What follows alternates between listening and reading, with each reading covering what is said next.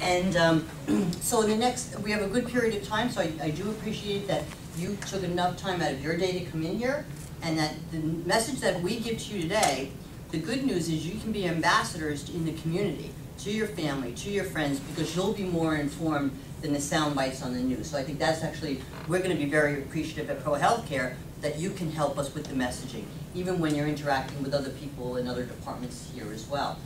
So in terms of my background, I'm a nurse practitioner, and my title is Director of Patient Safety. So you said, how come she's talking about a bacteria if she's Director of Patient Safety? My grandkids think that I wear a little badge and that I stop people coming and going because I'm Patient Safety Officer. And it's a relatively newly evolved position that people are doing across the country to advocate for patients, and not for their experience, but to make sure that our processes are in place to keep them safe.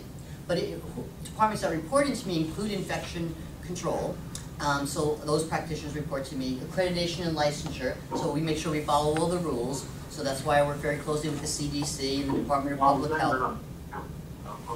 Okay, we hear you there. And so I've been a nurse for over 25 years, worked in pediatric intensive cares, neonatal intensive cares, and then moved into quality and patient safety because I thought, well, I want to be able to support not just patient safety, but your safety. So the other part of my job is when I make a lot of rounds and I run around a lot, is I'm always looking at the environment. You know, is there something wrong that could not help you to do your job? So I certainly advocate for those kinds of process improvements. So Elizabethkingia will step back and say, it's a bacteria. So sometimes we're calling it a virus because we've heard about Ebola, and then we've heard about the Zika virus, and it seems like the news always has something going on. So, you know, a little over a year ago, people were very concerned about Ebola. And partly, it was far away, so we were happy, not happy, no one was happy there was Ebola, but when it was just isolated to Africa, we weren't so concerned. But then when we saw with travel, or we saw with international health workers who became infected, and then saw it come to this country, certainly it helped us to beef up our infection prevention program. So it says, you know, don't let any crisis go without something good coming of it. One of the things that came good from it was when we were really looking at, should we take care of patients with Ebola, and I would have people calling me up and say, our gowns, our isolation gowns don't work well. They don't, you know, the cuffs are not tight enough, they don't fit me because I'm a big guy. And I said, so you've been taking care of people for years with TB, with shingles, you had chickenpox, with the measles, and now you care about the gowns? Now you tell me? But it helped us to say, you know what? We do need to do a better job with doing the right thing. So if people got concerned about things like Ebola and then decided to wash their hands more often, I think that was a good idea. So the same concept now. If people are asking questions about this serious infection, it's good to look at what are basic, how do we basically prevent ourselves from getting infections? So that's kind of what I want to talk about. Now we'll talk about the bacteria itself. How many people, let's give a guess, how long do you think it's been around? A long time. 59. There you go. Okay, it's been around since the 50s. So this is not a new scary bacteria. So, but what makes it an outbreak? What makes it an outbreak is, and it's very commonly found in the soil and in water. So people can be exposed to it and nothing bad happens. But why this is an outbreak is all the cases that we've had in southeastern Wisconsin are linked to the same strain. So when the CDC looks at it, and they said this is the exact same, some fancy words that I don't know, you know, it's genetic, you know, footprint, it's the same one. So if it's the same one, we have to figure out, well, that's odd. You know, how did that happen? So if we think of years ago, people remember when there was the Legionella outbreaks, right? And they tracked it to an American Legion convention. That's why it was called Legionellas. And they found it in the water supply. So the good news was they found out where it was. Now we know to test for it. Now when everybody tells me that they want to put a fountain in a clinical area, I'm like, no fountains, no fountains. You know, sorry, you know, no water, no fish tanks. You know, I've made some enemies of doctors. I'm saying, no, you don't get a fish tank in your office. You know, it's just not worth the risk. But certainly, we look at those in consideration because we learned about a transmission of an infectious agent.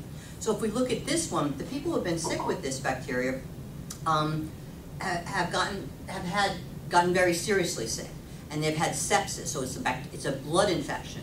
So how we know when it's in the blood is that's basic precautions. We don't even put these people in isolation so far. we are waiting for the CDC if they want us to. But if you're protecting yourself against blood, that's going to be the same for the blood of all patients. You don't know if somebody has hepatitis C, for example. The patient may not know they have hepatitis C, and they come in for a knee replacement. So the concept is universal precautions speak to the right protections for all blood and body fluids. So that's what helps to keep us safe, taking care of patients every day. So our healthcare providers have not raised a lot of questions about taking care of these patients, and we have taken care of these patients. So if I talk about the statistics, we had the Department of Health here just this morning, sitting in the same room actually. They were, in this county alone, there have been 12 confirmed cases, and 2 cases are pending, and 3 people died. So I mean, that's, it's definitely serious. The good news is, if we talk about that 3 people died, and that's a high rate of mortality, but how do all those other people do? All those other people did really well, meaning that when we identified it, and our lab is excellent at identifying these things very quickly, they just look at the plated thing and say, that's what it looks like, I think it is. So even before the final reports come back, they're on the phone with the docs and we're starting the right treatment. It's called a resistant organism, which means an MDRO, multi-drug resistant organism, which means that normally if you throw penicillin at something, it works. This one needs like 3 antibiotics, and it's harder to treat. But we have successfully treated it. We actually sent one person home to home care for follow-up for some of the other problems that that person had. And we were going to go make the visit in home care, and he was 94 years old. He's waiting for us, tapping at his watch, saying, "You guys are late. I'm one of those Elizabethkingia patients. You should be here on time to take care of me." He was probably healthier than I was. My blood pressure was going up, and he's at the door saying, "You're late for my visit. I have Elizabethkingia. You should be worried about me."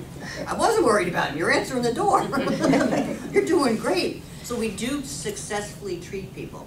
And early on in this problem, our chief medical officer sent information out to the docs, say, if it looks like a sepsis, if it looks, and it's hard because a lot of different things could cause it. You could have the flu, so you could present in the ED with a fever and aches and pains. And how do I know it's Elizabethkingia versus the flu? And there are different treatments that you have for that. So certainly what happens is you start with saying, consider this diagnosis and start to treat, so we can have success stories like the patient who went home successfully, and many patients have gone home successfully. If we look at how it is across the state, outside of Waukesha County, I think there's almost 70 cases, and that's a handout that I'll leave for you guys to pass out. So between November and March, we've had 54 confirmed cases that have been reported to the Department of Public Health. But it's an ongoing investigation, and so the short answer might be... Oh, yeah. Excuse me, but who's ever on the phone, we can hear the conversation, so if you could please either mute your phone or be aware that we can hear you, and it's being recorded, so just keep that in mind. Thank you. Thank you, everybody. We appreciate that you called in, and we want you to be able to hear as well, and the other folks on the line. So yeah, there's been almost 60 cases, and it's evolving, and I think last weekend there was a case, but CDC hasn't confirmed it yet, in Michigan. So in terms of, did that person, did you, Did he die? That I don't know. I vaguely know that Yeah, there was a case. Do you think he died? Yeah. And what we're being told is that that the people who've been infected have had what's called comorbidities. So to me, so we try to say, well, they were sick anyway, or they were elderly. So I like this one. I'm on the phone with the CDC. I said, I don't know why you get to define 60 as being elderly, because I don't think that's the right definition of being elderly. So you stop putting that in news bills, and these were old people, who were sick. So the other part was they said they have comorbidities. And I'm like, okay, what kind of comorbidities? Could you define what comorbidities? Exactly. So they have other illnesses, but they could have diabetes. So you could be a healthy person with diabetes. It doesn't necessarily mean these people had very sick, complicating things. But whenever you have any comorbidity, any other sickness or chronic condition, it affects your immune system a little bit. So you're a little bit more susceptible. So that's why that's the cases that they're looking at. If I was to go to the punch of the end of this conversation and say, so what's causing it? We don't know. As of today, March 23rd, we don't know. And there's intensive work that's looking at how could people have acquired it. So I talked earlier about Legionella in the water supply. We've had the CDC here, and our government cares enough about us to send a team of people out here to Southeast Wisconsin. They're here for 10 days. And so they're here at ProHealth for one day. That means they're going to other places the other days. So it certainly is not isolated to ProHealth Care. So if you were to visit a friend in another hospital, there'd probably be a patient there with this bacterial infection as well. But when they came here, they sampled water, they're sampling air supply, they've gone into patients' rooms and said, let's check, is this a new piece of equipment? Is this a new, IV start kit? And they're taking all these things and asking the questions, could this be it? Could this be it? Could it be a lot number of X that everybody was exposed to? Early on, could we say, did everybody have dialysis? And the answer was no. Did everybody go through one, place, one hospital? And the answer was no. We're talking about Freighter and Aurora, countless other places that we've tracked these people to. So we started spreadsheets, and see, the concept of it doesn't make sense to go from person to person because it would spread more than the way it is. It doesn't make sense that it would go from healthcare worker to person because it's all different places that is, we're seeing the incidents. So there's less things that we know, and they send these super brains from the CDC, these scientists, these physicians, these, microbiologists that speak things that I have no idea about, and just to ask all the right questions, and it's a research project right now where they don't know the exact contributing cause. But one of the things that I wanted to pass out to you is this cute little circle that one of the people in my infection control department made. And so it's called a circle of a chain of infection. And what I want people to be aware of is you can have, a bacteria or a virus, but what makes it happen that you get sick?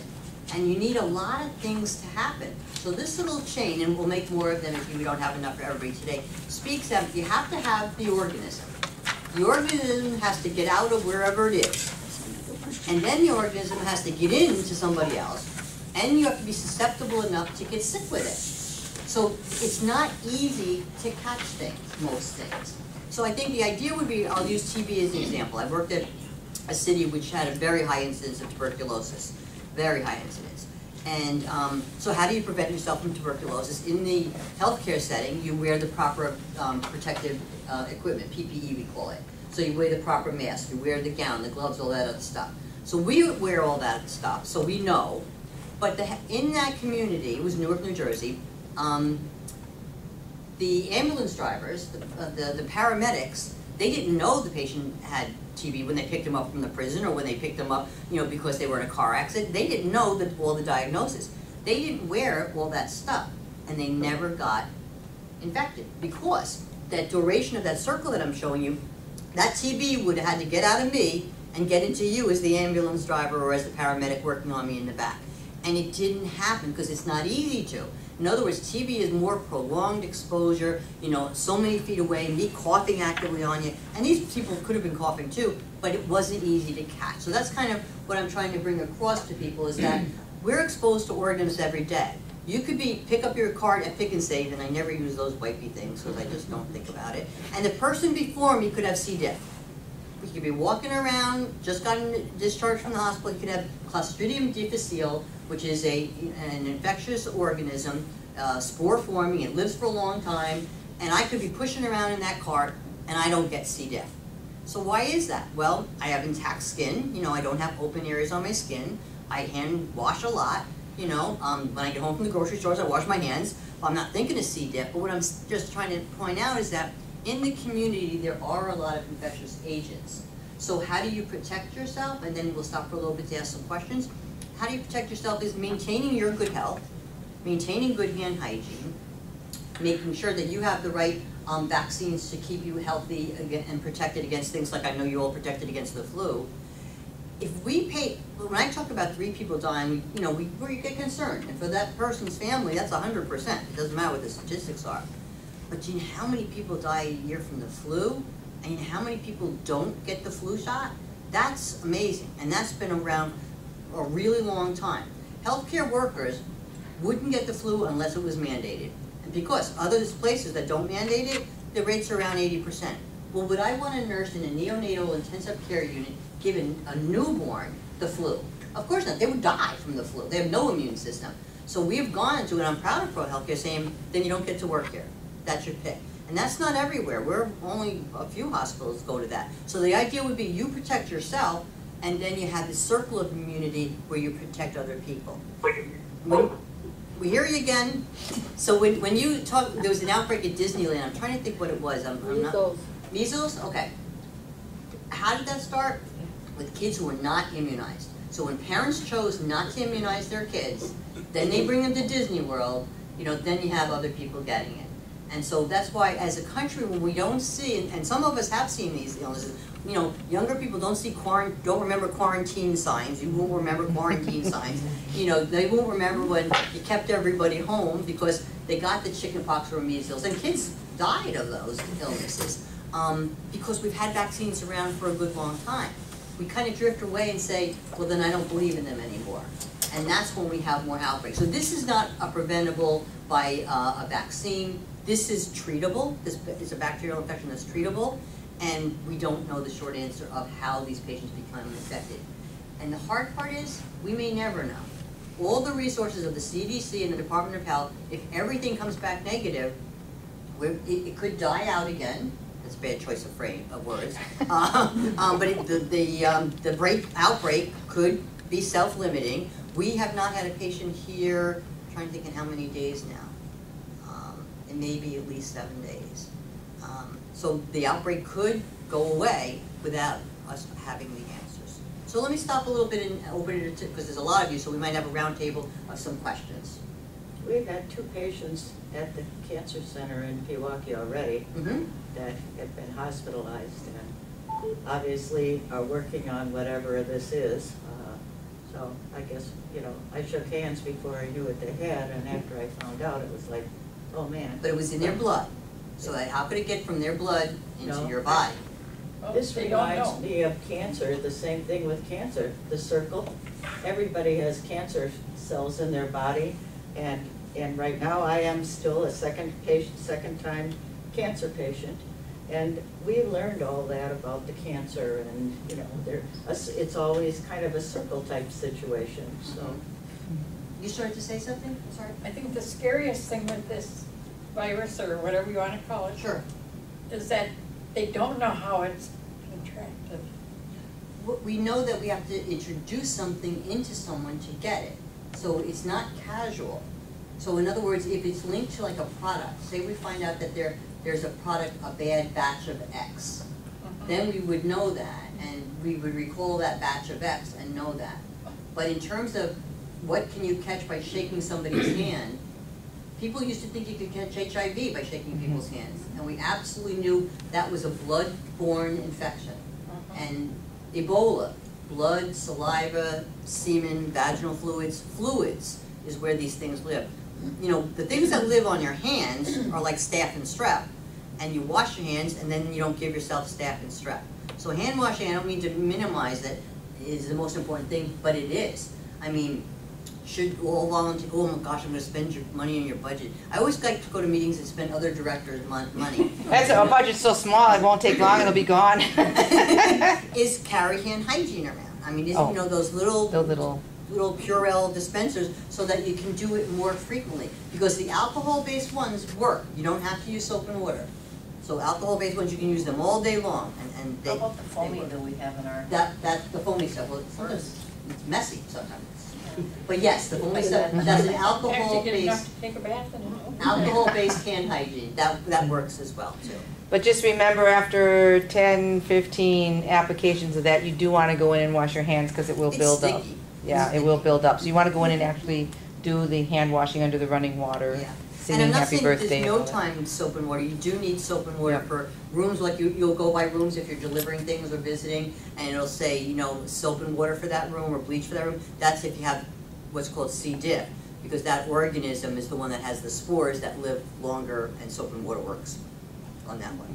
So what other questions or worries? Because this is, we're worried about. Do they have any theories as to why, if this has been around since '59, it's suddenly? Well, what happens is, because Ebola's been around a really, really long time, and what happens is, as to your point with knowing things about cancer and mutations, sometimes viruses and bacteria mutate, Yes. so they become stronger or more virulent. Do they know if that's happened though? Well, this one, they believe, this one strain, because again, people might even, you know, this has to be across the country in other places, but why right here, right now, is this a, you know, a defect of that virus, I don't want to say virus, bacteria, that mutated, that it's a stronger one. So that's one of the theories, that mutated, yeah. And it's bacterial, not viral. It's bacterial, definitely. Elizabethkingia is named, Elizabeth King is the person who found it. That's how she became famous. Her name is Elizabeth King, and it is a bacteria. Yeah. Do you have a question? Sure, please. I read an article in the journal that indicated that that implied that the patients who were admitted to the hospitals in Waukesha County were treating it, and specifically stated that they did not contract it once they entered the hospital. We don't know anyone who contracted it after they came to the hospital. That's true. So they presented, you know, like to the ED because they were sick. Right. And then we drew cultures and found out that they were. Right. But that, we don't know, were they at a different, because we're, not we, but the CDC is certainly doing a very exhaustive, intensive research about, were they at Freighter last week for cataract surgery? You know, were they at the dialysis center down the block, you know, yesterday for dialysis? So in terms of it being introduced by any healthcare provider or process, we're tracking patients back. They're tracking them back 3 months. So if we have somebody who presented to our ED 2 weeks ago who was positive, where have they been for the past 3 months? To ask that question, is there somewhere where it was introduced to a person? Yes? What are the symptoms? Fever, their flu is aches and pains and fever, and you know, it's what's called sepsis, which is just an infection. So maybe a mild rash. They're kind of vague. Yeah. Is that a question? Oh. Okay. When do the symptoms show up after the introduction into your system? I'd have to confirm that, but I'm thinking it's like 4 days later. Okay. Yeah. Yeah. Did you say that they thought it came from soil? No, it lives. This organism lives in soil and water. Lives in soil or water. Yeah, yeah. It can be cultured there. So if you went out and took environmental samples, you could find it. But again, then how does that dirt or get into your body? If you have good hand hygiene, it doesn't. So Yeah. if you're a gardener, it wouldn't be very good. I'm just thinking about people out in their gardens right now, getting them ready. Could they pick it up there? Remember, they'd have to pick it up and get it inside their body. Well, Now, that's easy to do. I'm a big gardener, and I hate wearing gloves. Mhm. I like feeling the dirt. And I have gardening gloves. My kids always buy me gardening gloves, but I like feeling the dirt and weeding and that. So I do that, and that's why I can have pretty nails. And so then I have to just make sure I wash my hands. Because theoretically, again, even if I did that and I had a micro cut, you know, or cuticles or, you know, a little broken skin, you have to have, it's called enough of an inoculum, which sort of just means you have to have enough of it to get in there, so that it got in there. Still doesn't mean I'll get sick. If I'm basically a healthy person, it got in there, my own immune system fights it. Our immune system is very sophisticated. We fight all kinds of things all the time. So just because I was exposed while I gardened, didn't mean I would get it. If your immune system is very low already, your chances are greater of getting this? If your immune system is low and the organism is introduced into your body, then you do have more of a chance of developing it. Yes. What is cellulitis? Oh yes, it's been attributed to a lot of cellulitis.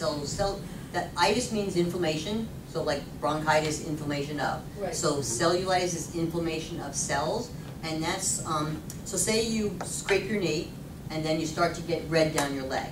So something got inside you because of the knee, and then you get swelling of your leg. Okay. And so that's cellulitis. The cells got inflamed. Okay. Inflammation is your body fighting something too.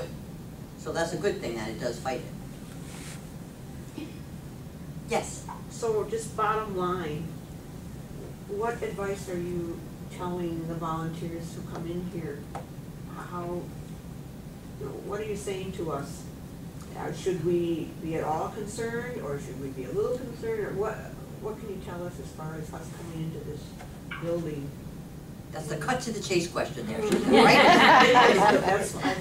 That's why That's why you're here. No, that's a fair question. And the concept is, I can't tell you not to be concerned or be concerned, because that's an individual decision.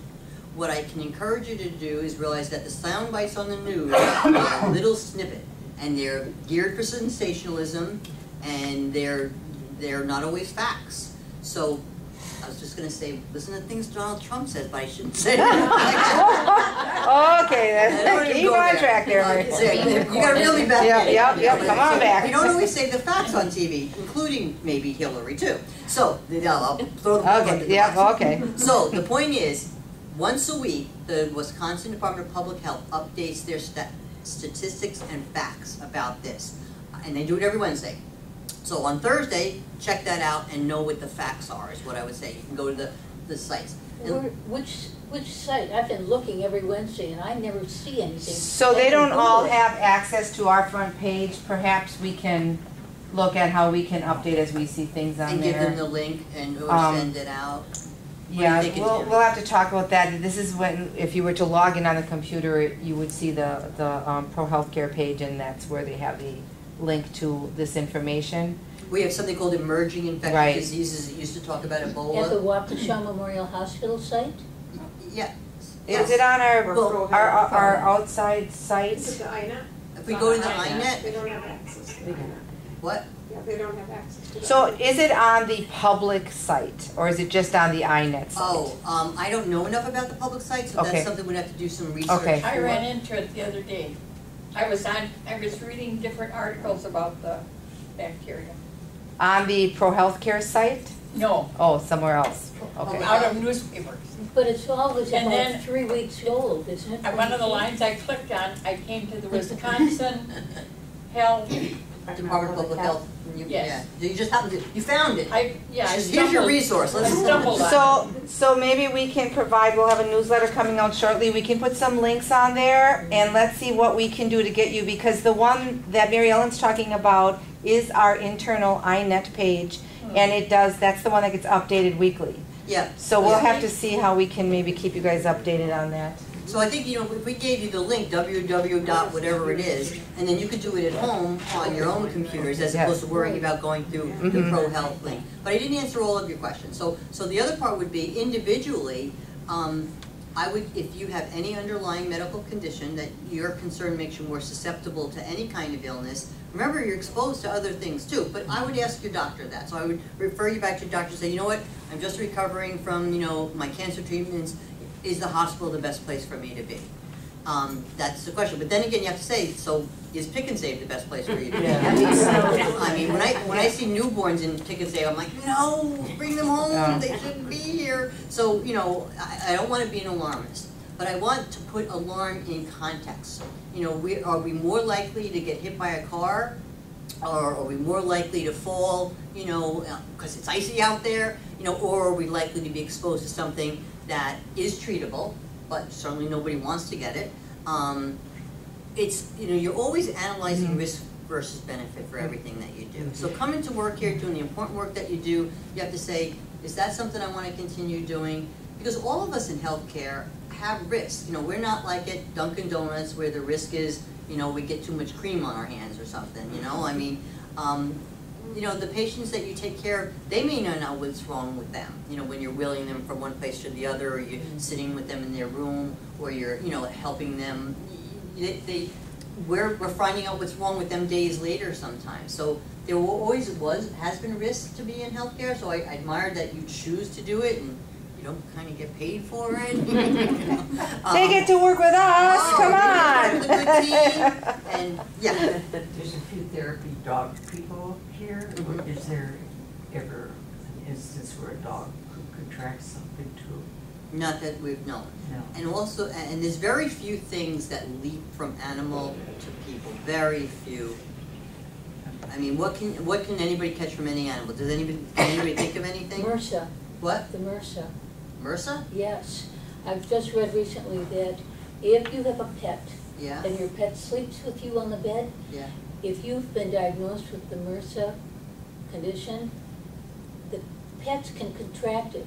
They become carriers, but they don't exhibit symptoms. But if you're treated as a MRSA patient, the pet can give it back to you. I don't know that that's true. I would haven't heard really, that. I don't know that that's true. It doesn't sound possible to me. We have patients here with MRSA all the time. Other hospitals in the world do not even isolate people with MRSA because it's not easy to catch. So I would and I don't know that, I'm not questioning that article, but I would find that very hard to believe. How could it get out of that person? But I would go back to that article, and that's the other thing is sometimes, and we in healthcare are guilty of this. You know, we'll say there was a study of, and it said this, and I'll say, okay, how many people were in this study? 30. Okay, out of the whole world, there were 30 people in that study. And, you know, was it repeated, the study? So I think we always want to have a mounting body of evidence so that even though I'm frustrated, as we all are, that the CDC is not telling us more of what they found so far, I'm respectful that they're going across the country trying to gather as much information as they can before they tell us things that will guide what our practices are. But I'm not sure if I answered all your questions. So it was about being concerned, what you should do. Wash your hands. Wash your hands. It's the same. It's the same that we always preach: is wash your hands, wash your hands, wash your hands. We respect that we don't know what's all going on with your health condition, and certainly, no matter what, if we would have said there's absolutely no way you can get it, but you're still scared and you don't want to be here until they know more, we respect that. We understand it. We can put you on the leave and, you know, just keep you involved and everything. You'll still be invited to the appreciation dinner. But we completely understand that. But as she said, you know, the thing that I thought of when I started working in healthcare is people said, aren't you afraid about all the sick people you're going to be exposed to? But what I've come to learn is that we have such a heightened awareness here that you're almost safer here than other places because people know washing your hands, wiping things down. You know, that handrail at the mall has got to probably be the worst because everybody's touching it. So that's something to keep in mind, but we certainly do respect if you are more comfortable not being here at this point in time, just let us know. Or if you have questions, and as we learn more, we will share that with you. And please tell the message you've heard to your friends and family so that we can sort of kind of keep people calm. Because I think that's important what Mary Ellen has told us on how it can be transmitted. That's the big thing. You really have to, you know, just about cut your thumb and hold it up to somebody else's cut thumb and hold it there for a while.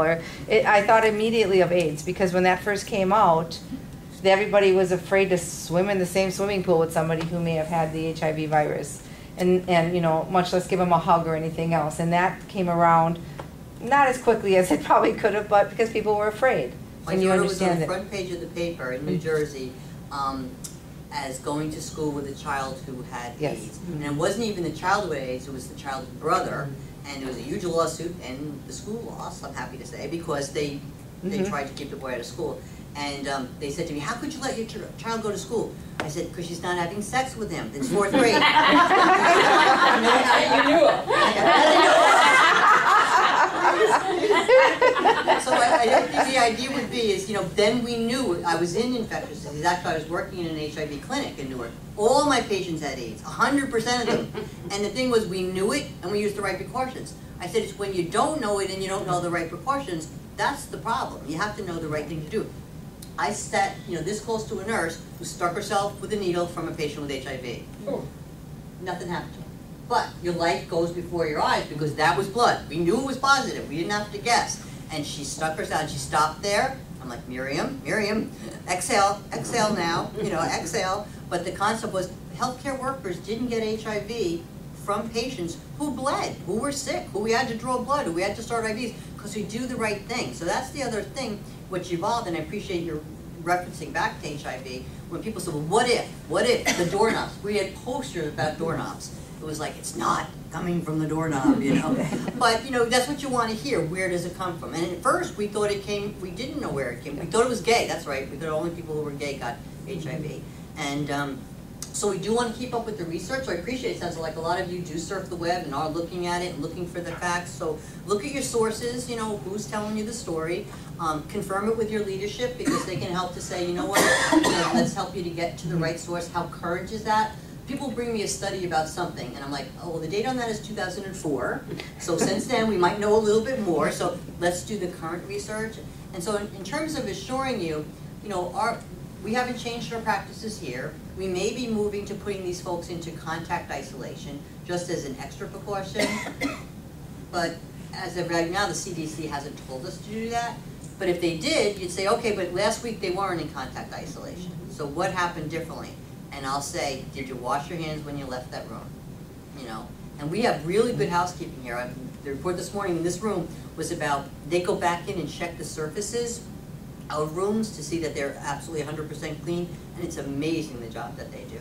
And the CDC, when they were here this week, they were here Monday, they said, you know, they were looking at our equipment processes and how we clean equipment between patients. They were interviewing people with what you do. They said, you have so many good processes in place. You know, otherwise we'd have more things like, do any of you guys go to the ICU for anything? So when we talk about, you know, we haven't had ventilator-associated pneumonia in years because we know how to manage the equipment. We know how to wash our hands. We do great work there. Other hospitals don't have that. So there's a lot to be proud of working here, and there's a lot of safe measures. But, you know, to Tammy's point is, this is evolving, and we respect that you have worries. You were concerned enough to give up your time to drive in this bad weather to come here today and bring your concerns. So that's important. It's based on the 2 patients that had this, and I sit and talk to them a lot, wherever Peggy is, not Peggy. Cameo. Cameo. I sit and talk directly to them. One of them said, had he not been taken to the hospital the Friday before, he would have been dead. And it happened very quickly, and they gave him intense, I think he said antibiotics to get it down, and he was fine when I saw him. The other one said he too, it happened very quickly, and if you don't get to the hospital very quickly and you're treated quickly, they seem to feel that both of them would have been dead within a day. Are So these I don't cancer know. patients as well? Yes, they're cancer So they have a patients as well. challenged immune system and they still Yep. were able to. It's interesting how much you can learn from your patients. Oh, you listen to patients. Yeah, no, we've been patients too. And when you're front line, you know how you felt or what the response was. So that's good information sharing.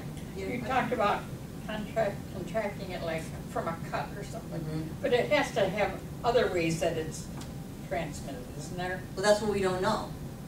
So that's, you know, in other words. Because otherwise, all these people that have had it Mhm. would remember, oh yeah, I did have a cut, and I touched somebody else that had a cut. Oh yeah, no. People they don't necessarily have to have a history of a cut at all. We have a person who maybe fell off a ladder, you know, and had a trauma perhaps. And so we don't know if it was something else. Okay. And that's that part about looking at, you know, products. But so far nothing is, there's been no smoking gun. Yeah. Well, are there outbreaks in other places? Nope. No. That's why the CDC is going crazy. So Southeast that's what's Wisconsin. going on in southeast Wisconsin, truly. And that's very unusual. That's very unusual to see. It's so regional. And that's why they first thought there was a common thread, like it's all people from a dialysis center, you know, or it's all people who had, you know, a cardiac catheterization done, so that maybe it was the tubing. It's nothing like that. It's so diverse. The age of the patients range from, I don't know, 40 to 92, 94, so, yeah. There are no young ones, is that right?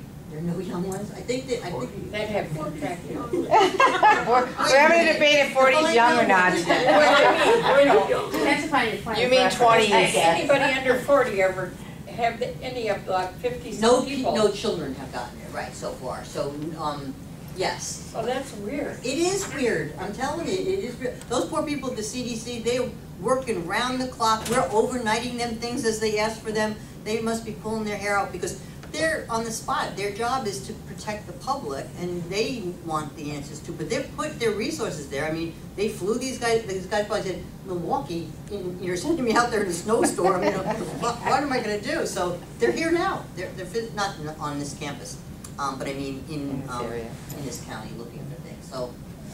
Do you want to just ask if anybody on the phone has a question? I don't know how many there are on there, so it could be a mess, but I thought just in case. You folks on the phone, we just want to give you a time.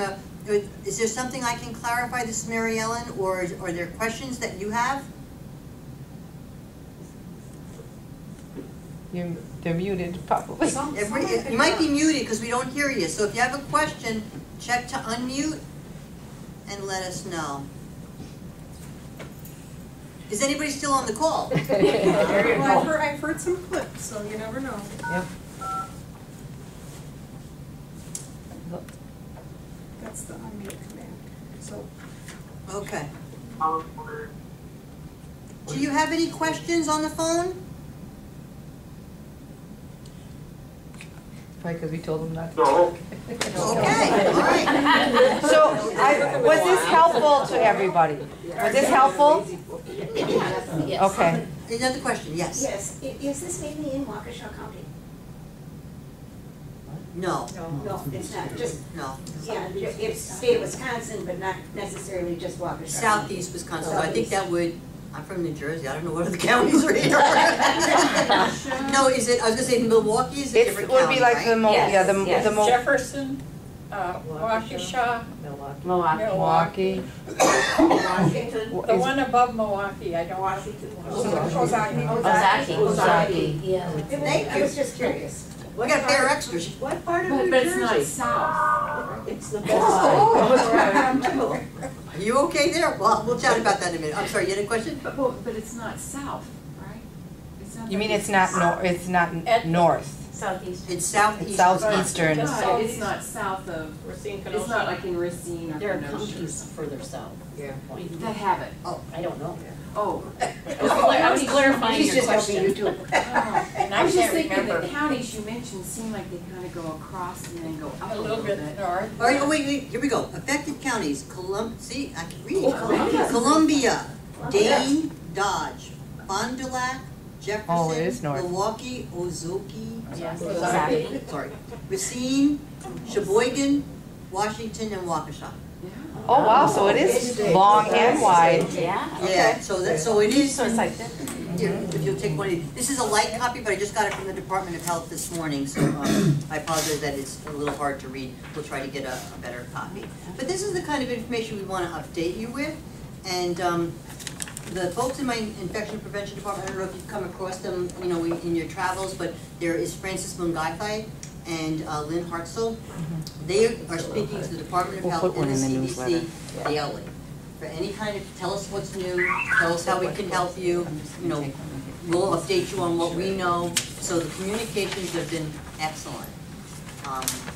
And the infection prevention department is on call 7 days a week. So if you are, you know, volunteering on a Saturday at a clinic and you have a worry and you really want to talk to somebody, we are accessible. We've had patients who can't, to your point earlier about, you know, do we want to come here? We've had some patients cancel elective surgery. And so when they called me up and said, so they asked me, put me on the spot a little bit, should I cancel my surgery? I'm like, that's not my decision. Because the concept is, how important is that surgery? The risk benefit. Is this something you should be taken care of? Or is this something you want to wait 6 months? I said, that's a conversation between you and your doctor. And we have it because our area has such a change in our temperatures. We had this expansive warm weather right about the time that this started. Could that have affected it? Well, when are you saying we had that warm weather? Oh, like February. 3 weeks ago, or even This started in November. back to, Yeah, we we're had dating such a this. light winter. We're dating this back. And around the country, there's been odd things because of, I think it's called El Nino. So there Yes. have been odd weather patterns, you know, in Boston that have snow and then they have sun. You know, they go from 60 degrees to 34. So other parts of the country are, but again, that adds to this mystery of, well, then why us, right? Yeah. You know, it is puzzling. Could it be a water-based product that is being sold? Sure, it could be. And that's why they are collecting actual samples of products. You know, like even if we use normal saline, Right. you know, to irrigate an IV, you know, so that when I say they, the CDC, they came here with 4 giant boxes. They filled them all up and overnighted them back to the CDC. So in terms, you know, I'm repeating myself a little bit about the resources, but I'm just trying to assure folks that the efforts are going into trying to find out what's causing. Why are they concentrating on hospitals? Oh no, they've gone to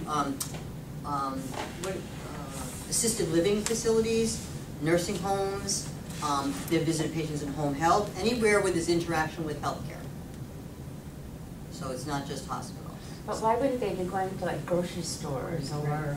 The mall. Because the infection is, it's septicemia, so the infection is found in people's blood, and nothing can get into your blood in a grocery store. So I mean, in healthcare, we give you shots, vaccines, we draw your blood. So it's more invasive. You know, I don't want to speak for the CDC, but they're methodical about what they're looking at. But you raise a good question, why are they not going to, you know, bakeries, or I mean, you know, so in some outbreaks, like what was that poor Mexican chain that got Chipotle. Yeah, they're not, that was a problem. So then they, you know, they investigate kitchens, and they investigate, you know, food suppliers and food sources, those type of things. So if that ever expanded, if it was gastrointestinal, like if people it was a diarrheal illness, then they might be looking more at food, that type of thing. So, So are they going to blood centers as well then, where people are donating blood and things? That's a good question. I haven't heard that, but that would make sense, because when you donate blood, that's a big giant needle. No, I always think, can you get a little one? It's really a big needle. They saw you coming. Oh, here she comes again. Here she comes. Big needle. That girl from New Jersey, we're gonna get her. If they do their proper technique, remember, if they do, and you watch them, gosh, they wash their hands wonderfully. If they wash their hands, they use their gloves, even if they had something on their hands, it's not going to get in my body. So that kind of goes back to the basics. Or where they get their flu shots, you know, like grocery stores or Walgreens or. Oh, now that they provide health care in Walmart, anywhere, right? Yeah, anywhere. No. Or people are getting their flu shots. Yeah, I didn't think about that, or even, Like older people get their flu shot, you know. Sure, no. Yeah, I don't know the scope of that, you know, degree of the investigation, because certainly the part that we're cooperating with, you know, is Ed Oconomowoc and here. And they may know more than they're sharing right now, so that's might be directing where they're going. Yeah, and it's too preliminary, too early for them to share that. I couldn't say that word. Yeah. So it'll be interesting to watch it, and then to be part of the news. I mean, it was in the New York Times last week. You know, Waukesha, Wisconsin. Where is that? Waukesha. Yeah, so we're famous, but not the type of thing you want to be famous for, right? Do you have any information on the people that have died of this? All had like an immunity type disease, is that right?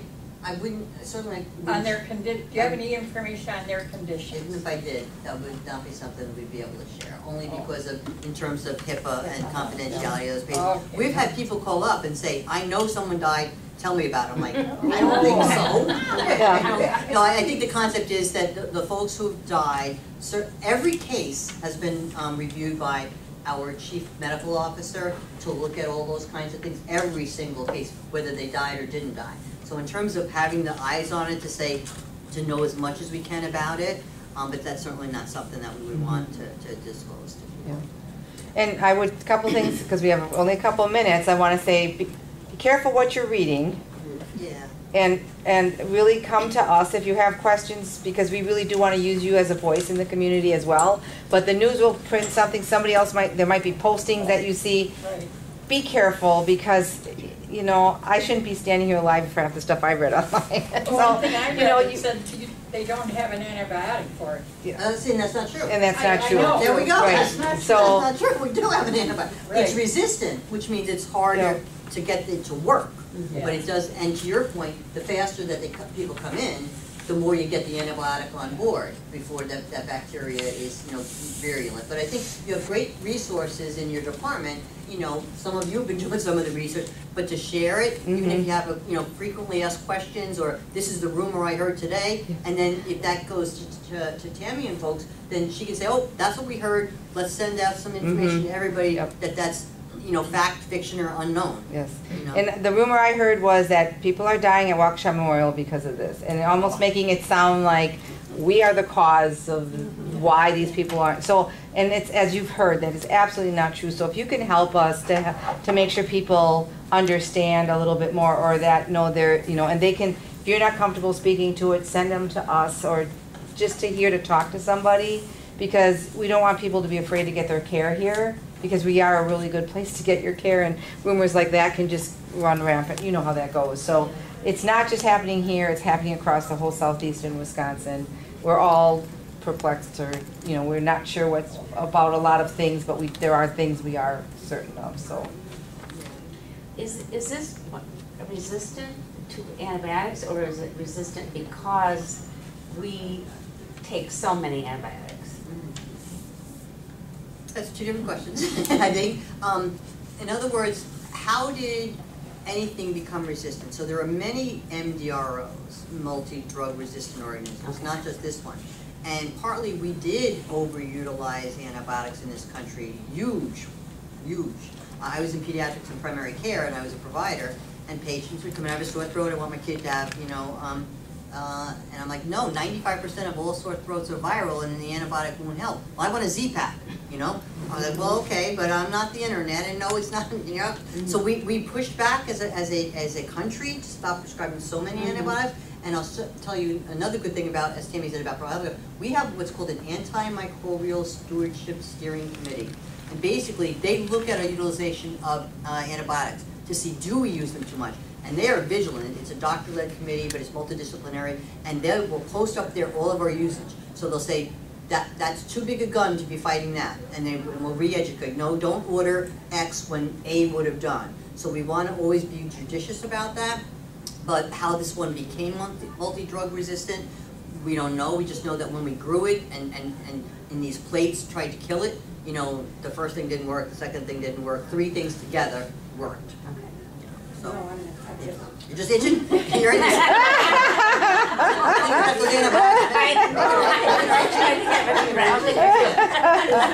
This goes by blood culture? Yes. And so therefore it takes 48 hours to grow. So, but in 24 hours, we have such great lab scientists here, 24 hours, they'll look at that plate and say, they'll call up our department and say, I think this is what that looks like. Let's start them on that, what's called empirically, before we even know. Let's start them on this 3-pronged thing. And if 24 hours from now we want to stop it, because it's not that, it didn't grow, then we do. So, blood culture, 48 hours to grow things, yeah. So we're gonna, I was gonna say, we're gonna have to wrap up. I hear the next meeting waiting outside. Thank you everyone for taking your time. Thank you for coming, everybody. I thought you sent everything out. No, let me just stop this here.